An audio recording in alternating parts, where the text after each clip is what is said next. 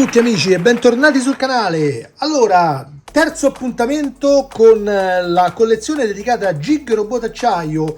Questa proposta editoriale promossa dal gruppo RCS, quindi da Gazzetta dello Sport e Corriere della Sera, in collaborazione con Yamato Video e Dynamic Planning, la società di proprietà del maestro Gonagai, il creatore di Gig Robot d'acciaio. In questo terzo numero avremo a che fare con il montaggio ancora delle parti della testa. In particolare monteremo gli occhi, un'altra parte dello spoiler, il naso che farà anche da interruttore per l'accensione dei LED degli occhi e le parti che compongono la bocca. Abbiamo già parlato di questo modello ampiamente nei primi due video che riguardavano il montaggio dell'uscita 1 e 2, quindi per chi di voi magari se li fosse persi vi invito ad andarli a guardare. Vi abbiamo raccontato un po' come è costituita questa collezione, quali sono le sue particolarità, come viene spedita per chi la vuole acquistare direttamente sui siti RCS, altrimenti è possibile farla comodamente in edicola. Chiaramente i costi sono un po' diversi tra una e l'altra opzione, quindi la scelta potrà cadere anche in base a questo fattore qua. Io personalmente sto facendo l'uscita in edicola semplicemente per il fatto che ho un accesso più immediato ai fascicoli. Non ho ancora deciso se la farò completamente, come vi ho detto anche nei precedenti video. Al momento farò praticamente il completamento della testa e poi valuterò se andare avanti o meno. I motivi vi ho già spiegati. Secondo me c'è un eccessivo rapporto sfavorevole tra qualità-prezzo nel modello, in quanto è completamente in plastica, una plastica tra l'altro non perfettamente omogenea come colorazione. Insomma, diciamo che non è proprio perfetto, perlomeno in alcune parti che mi sono capitate. Però, come dicevamo nei video precedenti, appunto, ha dalla sua un'estrema semplicità di montaggio, tant'è vero che lo sta costruendo anche Francesco, un bambino di 8 anni e mezzo, che saluto. Ciao Francesco, che anche lui è nel gruppo di montaggio che ho su Facebook dedicato a questa collezione, e lui nella sua giovane età riesce a montarlo tranquillamente da solo, senza l'aiuto dei genitori, o comunque forse con un aiuto marginale, ma diciamo che finora è andato avanti da solo. Quindi è veramente un modello adatto a tutti, anche a chi non è pratico di questo tipo di montaggi. Bene, a questo punto direi che possiamo direttamente passare alla fase di montaggio, che chiaramente sarà molto veloce, però ci darà subito un'idea di come verrà fuori questo Gig. Allora, apriamo la busta e tiriamo fuori i componenti. Come possiamo vedere abbiamo abbandonato il classico cartone che avevamo nelle uscite iniziali, quello grande, e adesso la confezione è composta praticamente dal singolo fascicolo, come vediamo non perfettamente impacchettato, o comunque si sarà rovinato magari durante il trasporto, con un semplice cartoncino messo in mezzo per renderlo un pochino più resistente al trasporto. Inoltre i pezzi sono sempre allegati con la solita modalità in blister, molto comoda, molto semplice da aprire. Allora, diamo come sempre un'occhiata al fascicolo. Come vediamo c'è sempre questa bellissima immagine del modello completo. Vi ricordo nuovamente che è un modello che non sarà molto posabile. Da quello che siamo riusciti un po' a capire, sarà possibile avere un po' di movimento solo sugli snodi delle spalle. Qui forse ci sarà anche la possibilità di piegare questo avambraccio, ma non sono proprio sicuro di questo perché dalla foto non si capisce molto bene. Questo braccio sicuramente l'avambraccio non si piegherà, perché vedete che è tutta una sfera rigida di plastica, quindi non sono magneti questi, ragazzi, è tutta plastica, si vede anche dal tipo di colorazione e dalle linee di giunzione con il resto del modello. Qui ci dice come al solito le parti che ci vengono fornite, che avevamo detto appunto che sono la fronte anteriore destra, lo spoiler anteriore, il naso pulsante e la bocca e gli occhi. Allora, come sempre sono fascicoli molto minimali. Qui c'è tutta la parte informativa che riguarda la collezione e l'editore. Qui ci dice cosa ci sarà nella prossima uscita, quindi vediamo che nell'uscita 4 ci verrà dato lo spoiler anteriore destro e quello sinistro, in maniera tale da completare anche, diciamo, le ali, chiamiamole così, e poi addirittura troveremo la prima parte del piede che sembra dotato di una sfera. Adesso questa bisognerà vedere di che materiale sarà composta, ma io presumo che sia sempre plastica anche questa, poi comunque lo andremo a vedere. E praticamente inizieremo il montaggio del piede. Io non so sinceramente se poi andrò oltre, vi ripeto, al momento diciamo che per quanto riguarda la testa mi piace, però c'è sempre il discorso del rapporto qualità-prezzo. Come abbiamo detto negli altri video, per chi lo fa in edicola verrà a costare intorno ai 600 euro, e per questa cifra sinceramente si trovano dei modelli magari più piccoli come dimensioni, però senza dubbio con molti accessori, posabile in tutti i modi, anche quelli spesso magari dotati di luci LED eccetera, quindi diciamo che la spesa forse è un po' eccessiva per questo modello qua, però ha dalla sua, come vi dicevo prima, la estrema semplicità di montaggio. Quindi per tutti magari quegli appassionati che non sono molto pratici nel fai da te, quindi hanno difficoltà nell'usare attrezzi eccetera, questo è molto indicato perché si monta senza utilizzare nulla, quindi sicuramente potrebbe far gola a quelli, e poi potrebbe anche piacere a tutti quei fan di Jig che magari non sono collezionisti di Chogokin in senso molto stretto, ma vogliono comunque avere un modello che ricordi il loro eroe dell'infanzia, e questo, venendo alto 70 cm, sicuramente farà comunque la sua bella figura, anche se poi ha quei difettucci anche di diciamo verniciatura di cui abbiamo parlato nei video precedenti. Allora apriamo il fascicolo. Anche all'interno è composto sempre in maniera molto minimale, come vedete da questa parte viene indicate le zone su cui si andrà ad operare,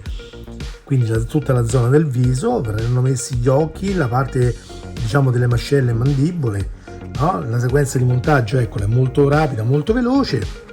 Abbiamo come sempre il poster, questa volta riguarda la regina Emika, diciamo nell'atto in cui è nella versione più mostruosa, quando esce dalle viscere della terra. È un disegno ispirato perché non è il frame ripreso dal cartone animato, infatti i tratti del disegno sono un pochino diversi, c'è un po' di somiglianza ma non è proprio la stessa cosa, e per quanto mi riguarda questa è una nota negativa.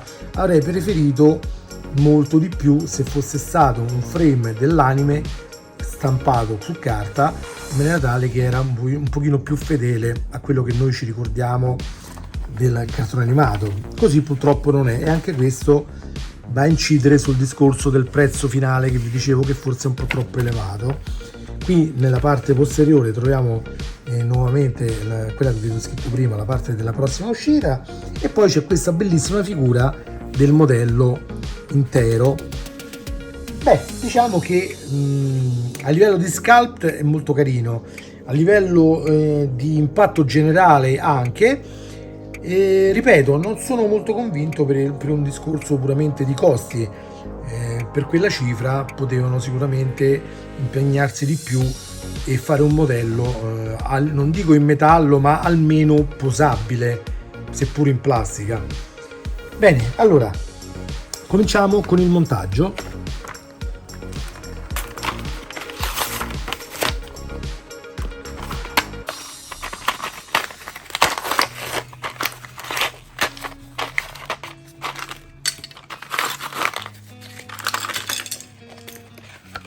Ecco qua, abbiamo tolto tutte le parti.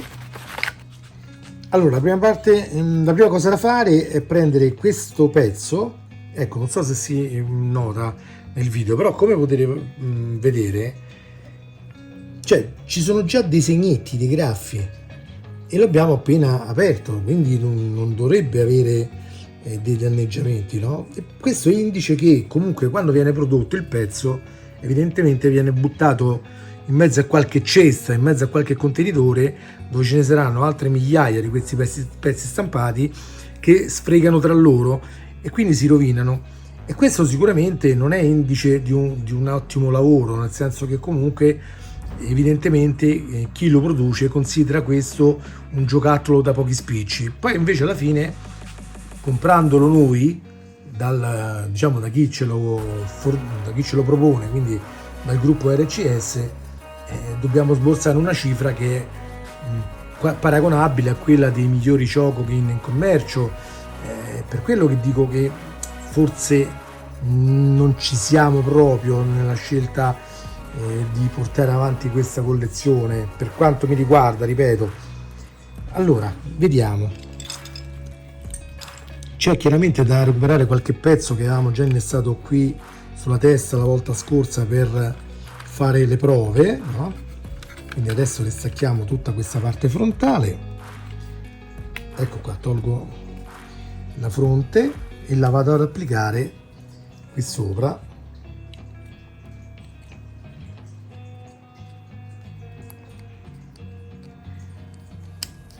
Chiaramente io ho un po' di difficoltà solo perché devo farlo attraverso l'occhio della telecamera per mostrarlo a voi, ma vi assicuro che è molto molto semplice. Allora, poi ci viene indicato di inserire l'occhio. Allora, l'occhio lo possiamo riconoscere quale utilizzare, perché possiamo vedere la svasatura qui di lato, come vedete qui dalla foto, ok? Lo andiamo ad applicare da dentro.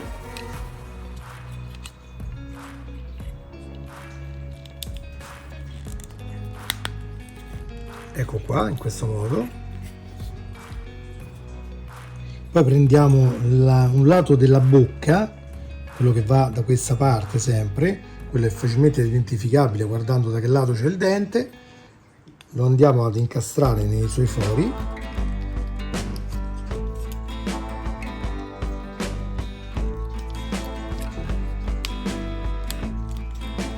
Ecco qua.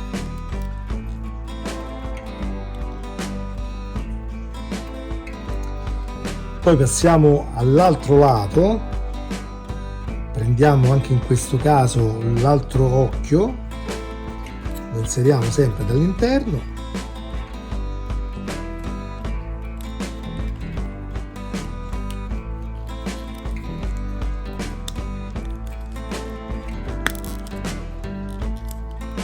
Ecco qua. Prendiamo l'altro lato della bocca. Questa volta c'è un solo perno da questa parte, quindi è più diciamo facile trovare subito l'incastro.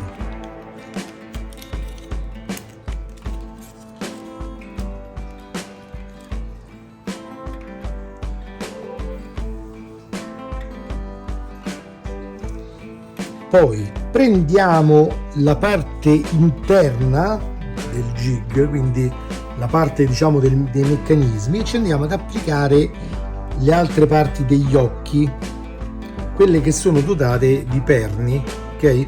Anche qui il verso è semplice perché basta far coincidere i perni, non c'è possibilità diciamo di sbagliare.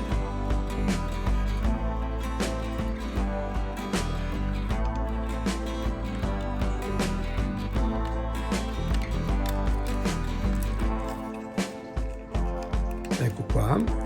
Ripeto, questo non è un tutorial, nel senso che è talmente semplice che non serve una vera spiegazione, è solo per farvi vedere insomma come si procede e come verrà fuori il modello in pratica, ok? Quindi niente di particolarmente difficile.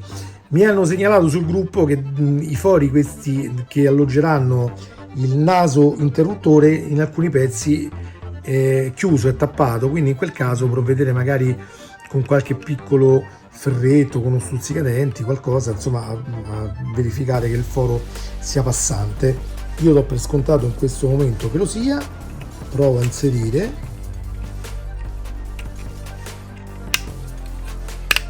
Eccolo qua.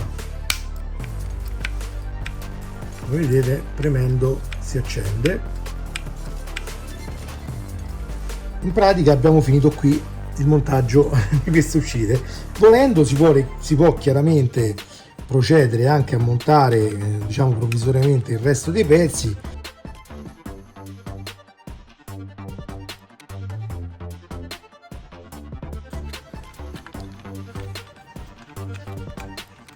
È un po' come montare, diciamo, le sorprese dell'ovetto Kinder alla fine, da un po' quel tipo di difficoltà, però non è difficile ragazzi, è molto molto semplice. Ripeto, io ci metto un po' perché devo guardare l'inquadratura in camera, allora vado fuori fuoco eccetera, ma non è difficile.